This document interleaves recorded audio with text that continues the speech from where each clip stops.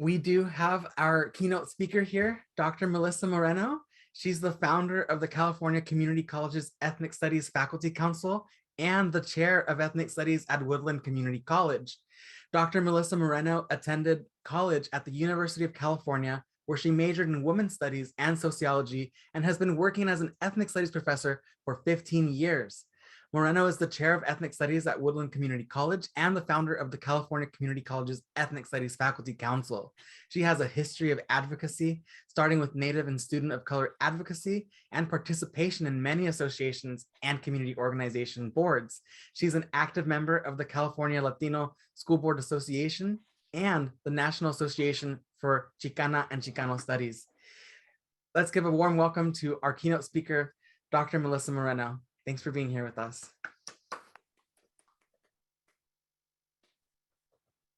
All right, good afternoon, everyone. Buenas tardes. Thank you so much for having me here. And Mario, are you able to share screen at this time? Yeah. Okay, wonderful. All right, here we go.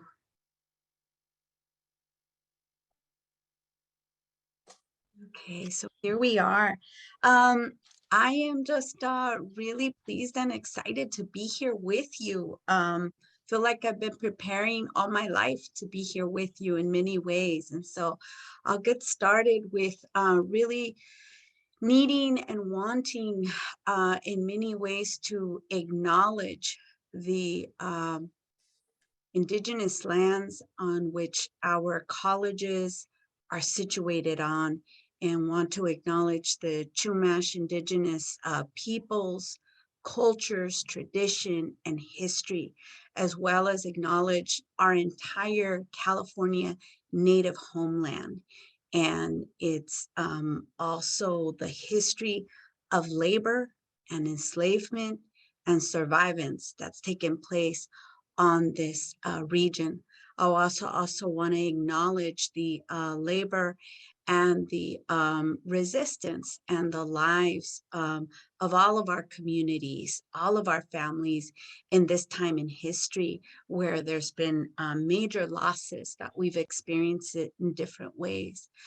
Before we get started with my reflections on ethnic studies, I do want to call attention that we're not only fighting for ethnic studies, but specifically also acknowledging that ethnic studies needs to begin and have a solid foundation in the history of California Native peoples. And so I want you to be aware that there is Assembly Bill 1703 in process and implementation for our primary and secondary schooling. And so this is all connected. I'll come back to it.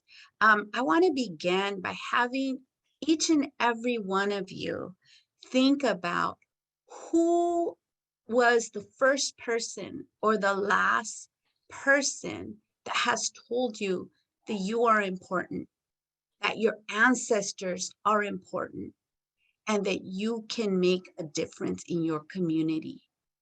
I want to invite you to go ahead in the chat and please name or recognize those people that have really emphasized to you the importance of your ancestral roots. And this is part of the work in ethnic studies that we do in the everyday life of teaching and learning, is really this, calling attention to it. So again, in the chat, if you can name the people. As my colleague mentioned, I've been in teaching and learning ethnic studies for 15 years now. My foundations are in sociology and women's studies, and I've also worked towards an ethnic studies certificate, as well as a tribal leadership and governance certificate as well. And so We are lifelong learners in this, and it is very important not to only have the experience, but the training and the experience together. In addition to being an ethnic studies faculty, I'm also a policy advocate, and with many, many others, I've been able to create the California Community College Ethnic Studies Faculty Council. And so I want to acknowledge our current chairs, Carlo Guerrera and Dr. Mayasa at this time, Takima Mayasa, both who have been at the forefront, standing together in this movement. I've also been able to co-author with Dr. Rose Borunda around the history of Chicana, Latina, and Amerindian women. This has been addressed. Carlos and Takima and so many of the ethnic studies faculty across the state of California, including our colleague here, Mario, has already established the importance of the history of ethnic studies. We have a history. We actually have founders that we work closely with that are still living, that created the foundation for ethnic studies. And the whole purpose of ethnic studies has always been to end a colonial racist history that has really tried to sustain the implications of the settler colonialism here in our region and in our nation state. And so really ethnic studies has been developed so that we could learn how to be critical analysts of colonial racist policies that have existed since the inception of the nation. And so if we want our students to be civically involved, we need to give them an awareness or share an awareness of these policies that have impacted our communities, right? The implications are so clear when we look at the net worth, and that means everything we own minus what we owe. And if we look at it in the United States by the core racial groups, we notice the tremendous gap. This is not just a gap in wealth. We know that this also means a gap in housing, education, health, basic survival demands. And if we notice, the group that has been most impacted is Native American tribal groups, right? Which are the groups that have been deterritorialized since the inception of the nation. And these racist policies have been sustained historically through what our colleague Michael Dominguez calls the 3+1 W's, right? And that includes white supremacy, white privilege, white fragility, which altogether make up a system of whiteness that we are all trying to dismantle. And I mean white and non-white folks together trying to dismantle those systems in this time in history. And so our contemporary ethnic studies movement was created pre-COVID, right? We were able to, together, folks from across the educational systems, in educational institutions and in communities and societies come together to really put into motion the call for ethnic studies K-16. So that means from our primary schooling all the way to college. And so very grateful to Dr. Shirley Weber, who really helped set the foundation along with Jose Medina, Luis Alejo, and so many others in our society.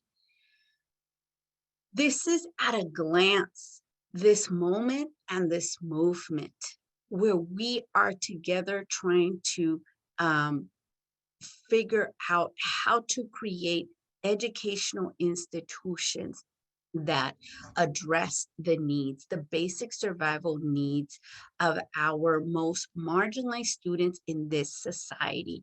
And so we see at a glance in this time, in this timeline, how we go from the inception of ethnic studies all the way to the current time, which is really now at this point in time, the fight for authentic ethnic studies.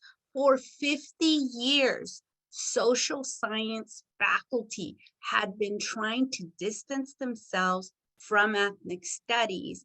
And all of a sudden, now that there's an ethnic studies requirement, we have so many who have not been trained, who have not been teaching in ethnic studies, claiming to be part of this field. And so together, many folks, allies and ethnic studies educators were really at this fight for authentic ethnic studies, which includes demystifying ethnic studies as we're trying to integrate it in K-16.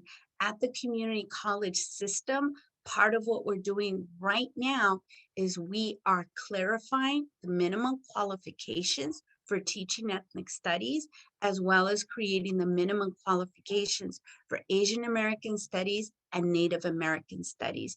There are minimum qualifications for teaching Chicano Latino studies, as well as Afro-American studies and ethnic studies. And so that's kind of where we're at. And part of the movement has been to create core competencies. And this is specifically the CSU core competencies.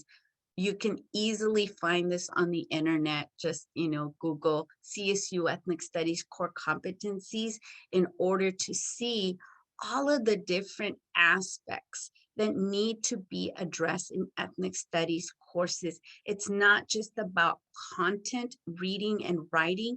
It is about the lived experience, the epistemology, and it is written in there, along with Assembly Bill 1460, which made it possible for an ethnic studies requirement at CSU and also calling for it at community college.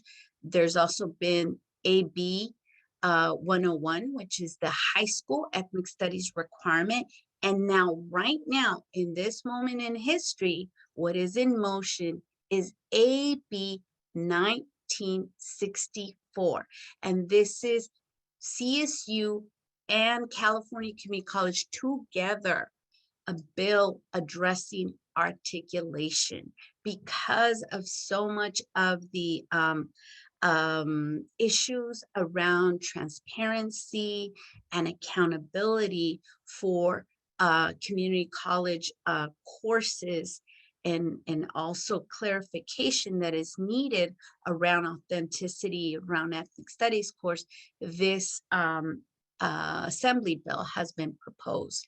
Again, just want to remind you, AB 1703 is in motion as well, which is really addressing authentic and real Native American studies curriculum in our primary and secondary schooling. Okay, now we're going to transition. That was my little introduction, just to sort of share a little bit of where I'm coming from. I myself really feel indebted to all my ethnic studies faculty throughout my whole life. Ethnic studies really saved my life.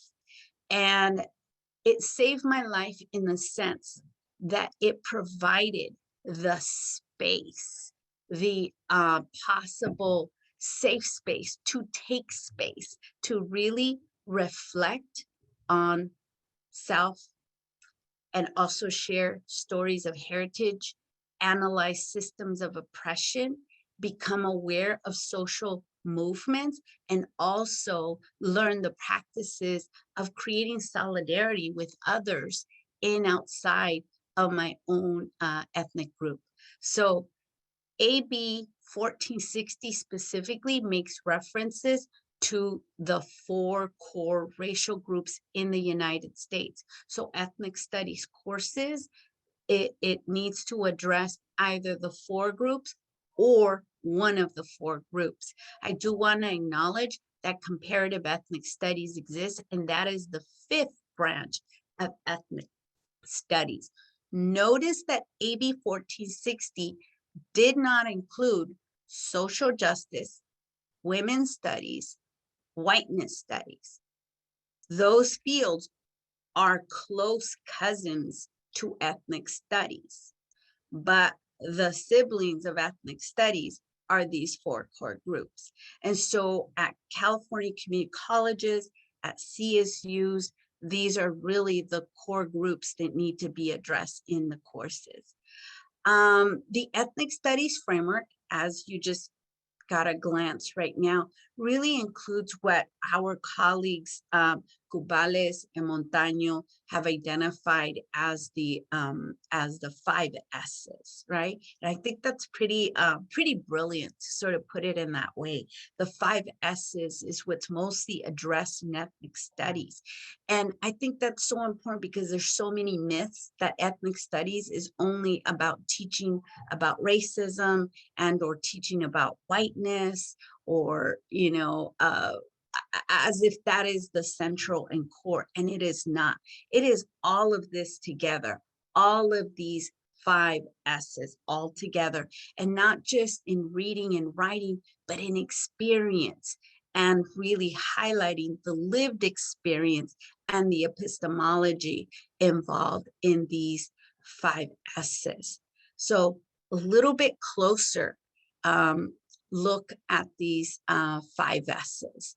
And so when we mean reflecting on self-identity, we mean reflecting on, right, each of us, right? What is either native or immigrant, colonized, colonizer, or intersectionalities, right? Be able to reflect on our self-identity and have the language to reflect on our self-identity. The next one, histories. Being able to acknowledge that there is historical knowledge that has not been written in our current textbooks. And also recognize that there is cultural wealth that our families and our communities hold regardless of their formal education. And also acknowledge that there's intellectual traditions, lived cultures today, not just in the past, lived experiences, self-determination, liberation. That's what we mean by stories. And so these are, I'm going to say, in our social sciences, not often, what we are taught in terms of bringing our subjectivity into the topics. And so in ethnic studies, this is a priority, is helping our students really acknowledge their own cultural wealth and subjectivity. And then the third one, the systems of oppression. That means past and present systems of oppression, starting with settler colonialism, Eurocentrism, white supremacy, classism, sexism, homophobia, racism, racist policies. All of these, if you notice, these are in the CSU Ethnic Studies core competencies. Our ethnic studies faculty developed these core competencies. They also developed these 5 S's. And then the fourth one is being able to help our students examine past and present social movements, everything from anti-colonial movements, anti-racist movements, and specifically how the people themselves have enacted these movements and led these movements and brought in allies, including European American allies, into the social movements. The fifth one is the solidarity and contributions, past and present. And that means intra and intergroup agency that's been really practiced, the contributions, legal court cases that various groups have really brought forth in order to dismantle racist policies, and then also together created a multicultural society of multiculturalisms. This is all in the CSU Ethnic Studies core competencies. And again, it's not just reading and writing these, but putting them into motion. In a bit, I'm going to show you how in the last 15 years I've been putting it into motion. So my colleague, or our colleague, Dr. Montaño, has really presented the differences between multicultural studies and ethnic studies. There are various concepts, language, vocabulary that differs here, that really presents a different concept and realities here. And so I really urge you to, invite Dr. Montaño to your campuses to come and really explain the differences between these two. They're not the same. There are some intersections, but they are not the same. They have different histories. They have different founders. They have different purposes. They're also enacted and led by different educators, right? And so there is differences between these two. And I think it's really important as we start to have our over 116 California community colleges to acknowledge that they are not the same. As we start to implement ethnic studies, we cannot simply just have it be ethnic studies in name and slap the label.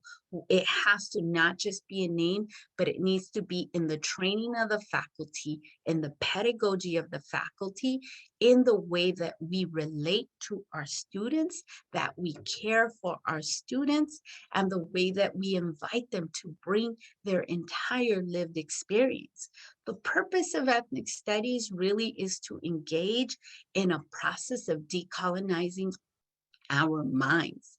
Our colleague, Melissa Leal, Native American Studies, and others have really made it clear that there is a whole experience of intergenerational trauma that our students of color, our Native students, are experiencing.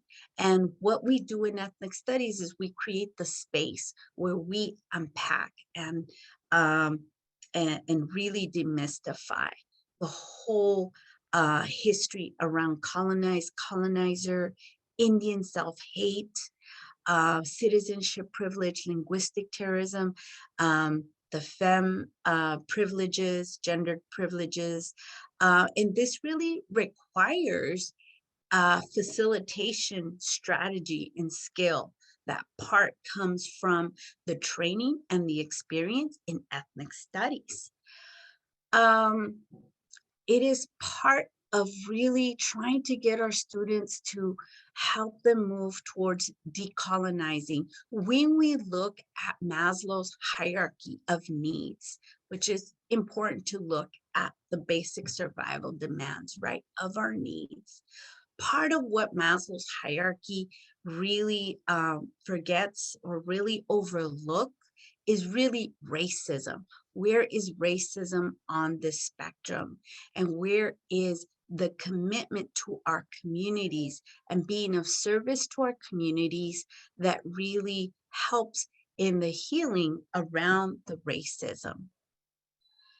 Part of this process of moving towards decolonizing, right, has been to examine, right, the burdens of colonization through all the isms, through all the forms of oppression that we experience, and really getting our students and our classes to move towards also the healing part, which is creating the space for dialogue, for reflection, for helping our students look at agencies and creating bonds of trust, which I really need to acknowledge and recognize our ethnic studies faculty, Mario Espinoza-Kulick, he is doing that, right? They're doing that right now This is part of it. This is an ethnic studies event, right? This is an ethnic studies event, and we're learning how to do it, virtually, right? But it's really about connecting, right? So now we're going to look at what does ethnic studies look like, talk like, speak like, dance like. Okay, this is what I want to offer you. This is like the gift that my students have given me that I'm going to share with you all. Okay, so I started teaching back in 2000 and I think it was 2008. And this was one of my first projects. This was a collaboration between the Chicano Studies course on my community college campus and the the UC Chicano Studies course in my local region, UC Davis. And so if you notice, I put images of the project itself, but every project, there's a press release. There is an invitation for the community to join us, right?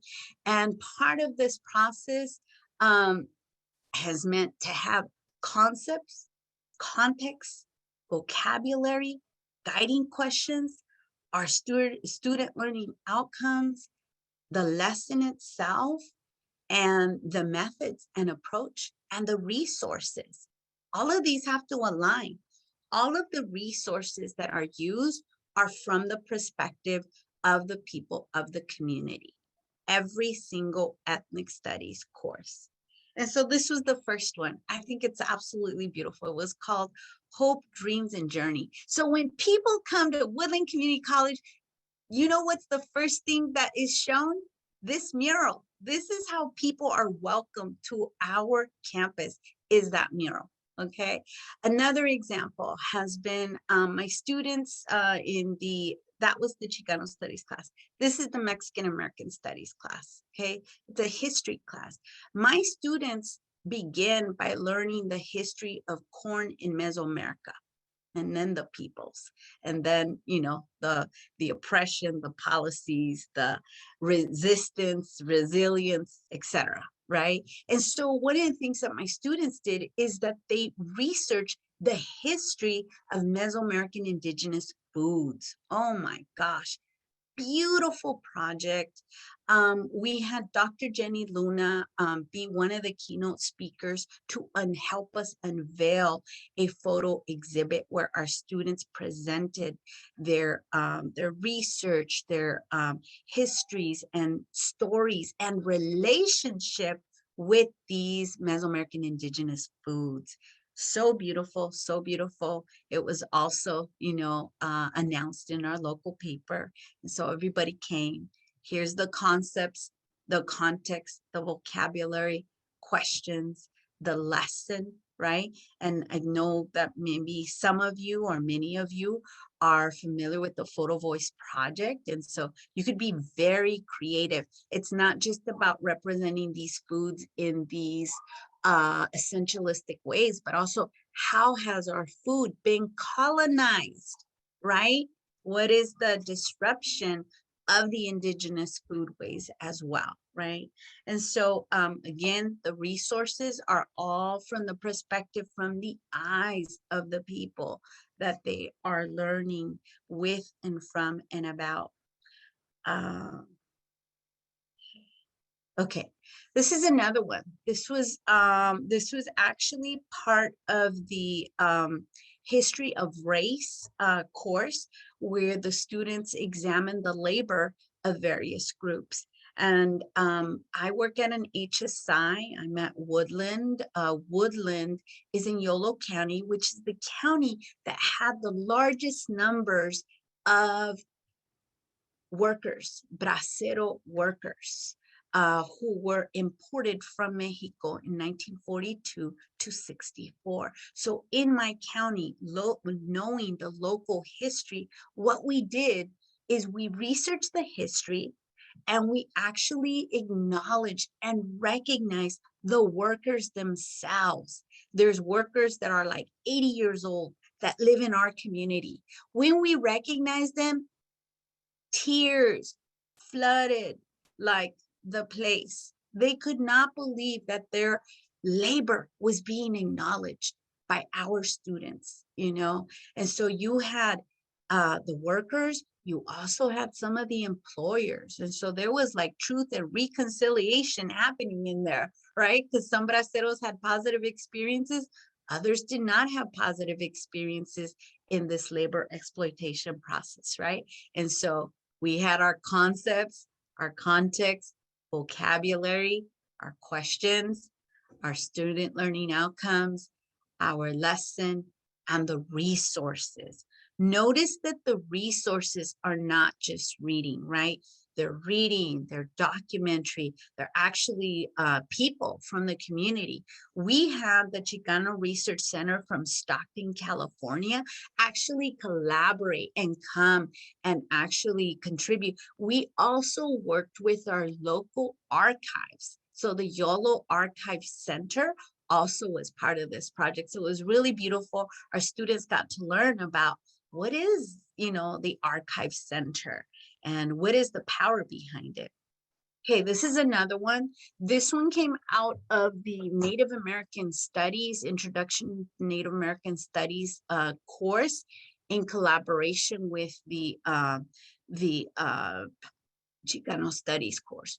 Both of them decided that they wanted to collaborate and create what has now become not an annual, but has become a conference. We are getting ready to have our 4th Seeds and Culture Conference. Okay, it's called Seeds and Culture, Semillas y Culturas. And this is a conference that focuses on California region, Southwest and Mesoamerican foodways. So as you could see, the assignments are kind of building on each other. Remember, they started with just a photo voice project to like a whole conference that USDA Organics co-sponsored.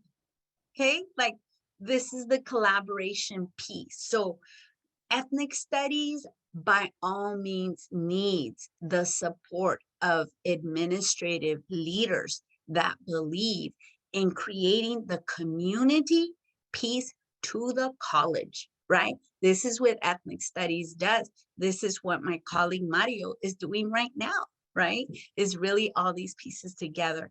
And so again, if you look, some of the concepts from the CSU core competencies are here, right? So Semillas y Culturas conference summit is where they're gonna learn about settler colonialism, Eurocentrism, communal lived experiences, agency as concepts, and then the vocabulary, the native foodways, the cultural revitalization, traditional ecological knowledge, right? These are concepts that come out of Native American studies and or Chicano studies. And so we're introducing them to these concepts that exist, and then look at the resources. They're also both from Native studies and from Chicano studies, from the indigenous Chicanos branches. This is another event. So our students, or I can't say just event, it's like an event, it's a project, it's like a life that we give in our community. And so this is a beautiful one. This was the YOLO Japanese American Community Exhibit. Now, when we mean exhibit, we mean there's a research part, there's the exhibit where you show, there's the reception, there's an event. It's like a week long. It's not just like one event, okay? So many of our colleagues, they don't have that stamina to do the community, right, piece to it, but this is where it needs to connect. So who can tell me quickly in the chat, who are these 2 women right here on the left-hand side? Who are they? Mario, give them 100 points if they get it. Okay, too late. Nobody got it, right? Nobody knows. Does anybody know who these women are? Okay, this is former Assemblywoman Mariko Yamada. And this is Miss Sylvia Mendez from the Mendez versus Westminster Civil Rights Court case, the case that was foundational to Brown versus Board of Education. So in this project, the YOLO Japanese American community, our students researched the local history, well, the national history, and then the local history of our own Japanese immigrant and American communities here. And so in order to tell about this history, we had folks actually telling the local history, which is not easy, not an easy project, but very beautiful and very healing at the end of it, right? So I don't know if you know, but the Mendez versus Westminster court case and the family themselves, the Mendez family, had great support from a Japanese family in Southern California. And so this is where we brought them together.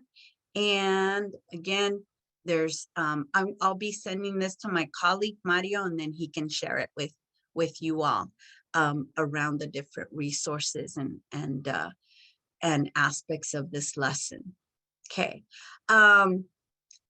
Most colleges, and I'm assuming your college also has Black History Month, right? That Black History Month and those Heritage Months, like, they are so valuable because this is when we can put into motion major lessons, right? And so on our campus, our students helped to support to have community members lead in creating a Black intergenerational leadership conference. And so it was intergenerational. So there's a lot of history recognition and, again, national and local history. And so this is where we have our very own local Afro-American leaders who are involved in the community, and our students get to know them, and then also be able to learn, what does cultural affirmation actually mean and look like, right? And here are the various concepts. This is where they again get more of an understanding of what is white supremacy, Eurocentrism, self-determination, cultural affirmation, the vocabulary, the double consciousness, the cultural nationalism, the intellectual tradition, Black pride, Black Lives Matter, right? They're not confused. After this lesson, it's clarified what that means, right? Black Lives Matter on Indigenous lands. Like, what does that mean? We have conversations about that. And okay, I'm going to try to wrap it up. Mario, you're going to have to give me a time check here, okay? Go ahead and unmute and let me know. All right, so you're like, look at this. We have a multicultural center. I believe you have one too, right? Can I see a show of hands if you do? We do. And okay, all right. So this is the Multicultural Center. At one point, it was under the direction of Ethnic Studies. And so part of what we do is like take, what is it? Just like really see that as a critical space for lessons around decolonizing, intellectual traditions, right? Cultural wealth. This is where they learn about what stewardship means, what taking space means, transcommunality, social movement, solidarity, right? And our students come into relationship, right? Intergroup relationships. We at one point in the ethnic studies program and department, we also led an ethnic studies garden, right? And so this garden was a space and place for lessons. We were eventually invited to University of Texas, El Paso to actually tell our stories of how we put into motion, right, these lessons that include concepts and vocabulary. And again, the resources that are used for these lessons. And this is where you need to be part of the field, so you know which material is relevant, which material is the latest to like bring into your lessons, right? What are the implications of eradicating and also sustaining Native American seeds, right? Seed protection. This is where they learn social responsibility. What does that mean in this context? What does sovereignty mean? Cultural citizenship mean, right? Anti-colonialism, what does that mean? So we've bridged this idea of the histories, food as medicine, and we have developed a health class. So we have a lower division Chicano Latino health class where students learn about the historical toxics in our communities, right? Environmental racism and the food insecurity issues in our own communities, and how organizations like the Black Panthers, like were part of really spearheading the breakfast program that is still exists today, right? Many of you, many of us, many of our students didn't know that, right? And coming out of this class, they really come to also understand the importance of culturally relevant health centers, which really come out of the Asian American social activists in the Bay Area. They were the first ones to create the culturally relevant health centers, which now we have Native American health centers and Clínica Tepati and others, women of color, reproductive justice, right? They all are part of health. And so radical self-help, radical self-care is what women of color, right? What women of color who've been part of the whole ethnic studies movement since its inception have been talking about, right? And so our students become familiar with the whole concept and practice of radical self care, and they also come to understand that it's not a new concept. Our ancestors, our indigenous ancestors, had names for self-care and the connection between body, mind, and spirit. And all of this is for the purpose of ethnic studies solidarity, which really is reflected in our California Community College Ethnic Studies Faculty Council, which I want to invite all of you to reach out to, any questions that you have. Really, we want to invite you to ask, as well as, really bring, concerns that you might have, or ideas or questions about implementation.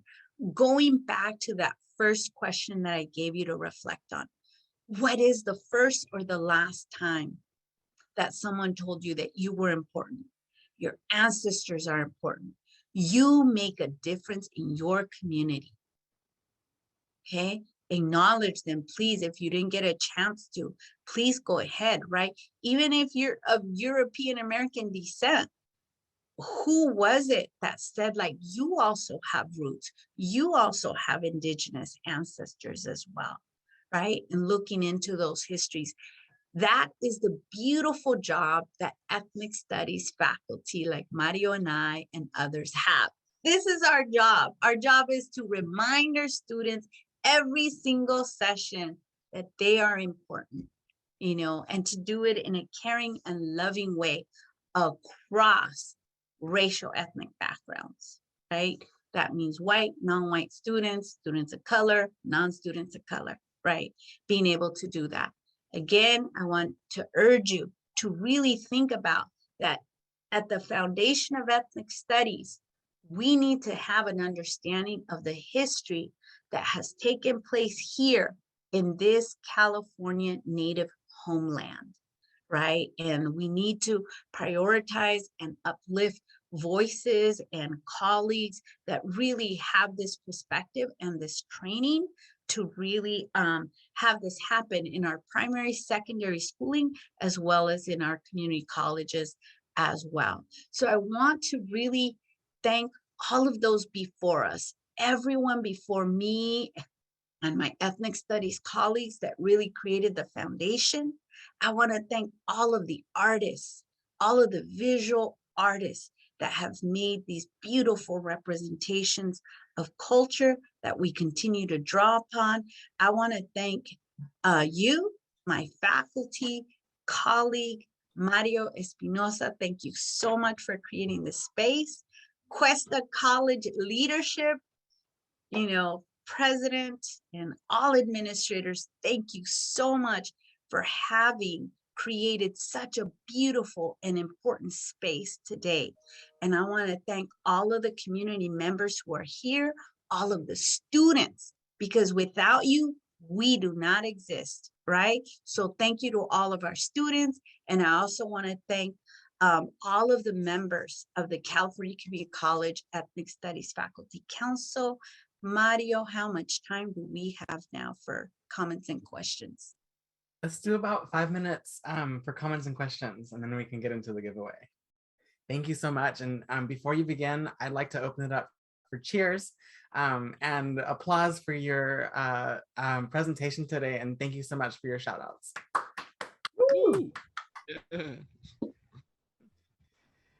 So if you'd like to participate in the Q&A, please raise your hand and I'll call on you, or enter your question in the chat and we'll try to get to as many as we can. And if you don't have a question, maybe what is your takeaway from this presentation or from today? If you can chat that, your takeaway from today or the presentation.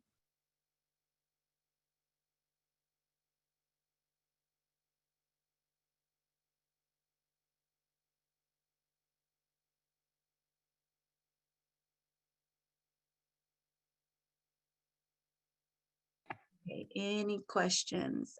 Rachel, I see your hand, Rachel Barnett. Yeah, I just wanted to say, in terms of my takeaway, what I appreciated was the way in every instance you highlighted connection and talked about the way things were interwoven and the way things were layered and the way that the way forward for us is remembering that connection. And I just appreciated that. Thank you. Thank you, Rachel. Thank you for reminding me and reminding us that that is, we all do that, right? All the faculty, all the discipline, but there is a specific way that ethnic studies, we have a tradition of weaving things in a particular way. That's just like what we signed up to do, right? And so thank you so much, Rachel. Others of you with your own takeaway. I see Hurtado says roots have medicinal powers, right? We're talking about literal roots, right? And heritage roots, all kinds of different kinds of roots, right? Yeah. Transformative, yes. Yeah, absolutely. Yeah, if our students aren't transformed, if we are not transformed, if Mario and I don't feel transformed at the end of the semester, we know something really went wrong, right, Mario? So yeah, we are literally, I mean, lifelong learners when we say that. And we tell our students too. We say, yes, I'm biased. So are all your other professors, right? We're all biased because we all have experience that we're bringing into the classroom, right? At first they're shocked, like, oh my gosh, she's saying she's biased. Like we're all right coming with our experience. And so just, you know, keeping it real, telling it like it is, right? And really just, yeah, sharing. And I would say collaborations with our other faculty. I think that question came up. It's like, so what is it here? Like, we're trying to implement ethnic studies, but we also need to do it in relationship with Rachel and Cherry and Matthew and Lucas and like, how can we collaborate? I love collaborating with, like, you know, other faculty and also staff members on campus.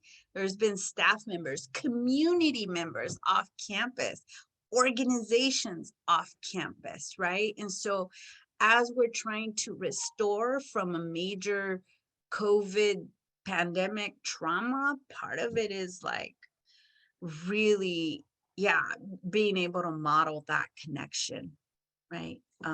Virtually and in person. So thank you, Mario, and everyone for inviting me. Yes, thank you so much. And thank you everybody for entering your takeaways and asking your questions to Dr. Melissa Moreno. And I will open it up again for just one more cheer for our keynote speaker today. Thank you so much. Yes. Thank you. Salud. Thank you, Dr. Moreno. Muchas gracias por estar con nosotros aquí en Cuesta College. I love it. Awesome. We are in time for just our final $250 giveaway, a $250 Visa gift card. If we can get the screen shared for the Wheel of Names, and we'll announce the winner shortly.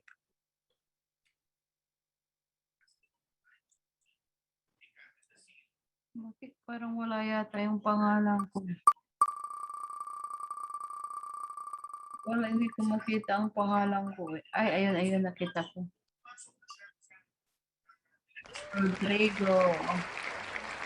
All right, Rodrigo won $250. Congratulations. And please contact Alex, our tech support, to finalize the delivery details. Congratulations. Congratulations. Congratulations to all winners, and congratulations to all the attendees. Yes, thank you so much. We are all winners. Yes, we are. Before we go, I just want to say thank you and offer some resources. So thank you to everyone for participating in the Cuesta College Ethnic Studies teach-in. We'd like to extend our deep gratitude for our panelists, our workshop leaders, a keynote speaker, Dr. Melissa Moreno, our interpreters. Thank you so much for interpreting and making this event accessible in both English and Spanish, and students also who shared their work for the breaks. Also, thank you to our event sponsors, the Latina Leadership Network, Student Equity and Achievement, Student Success and Support Programs, Equity and Student Success Committee, CAFE, MECHA, ASCC, Friends of the Library at Cuesta College Cultural Center, and the Applied Behavioral Sciences Division. For the resources from today's event, we will be working with our presenters to upload their materials into their folders, but please click on this link, ES Teach-In Resources, at tinyurl.com/ES Resources, or scan this QR code here, and that'll take you directly to the Google folder with all the resources that were made available for today's sessions. This will include the curriculum resources from the students' work and the workshop links that were shared during the event, along with the event program. So stay tuned, we will build that up for you all. And there is a perfect opportunity for everyone to support ethnic studies on Give Day. Today is Cuesta College's Give Day. So we hope that you can join us for our second annual ethnic studies teach-in, but please do consider supporting us as we begin our ethnic studies endowment here at Cuesta College. This will support our programs for our students, including awards, mentorship opportunities, travel, and funding public art. So you can scan this QR code here that says ethnic studies, or you can text CCES to 44321, or click on the link in the chat. Thank you so much for your donations.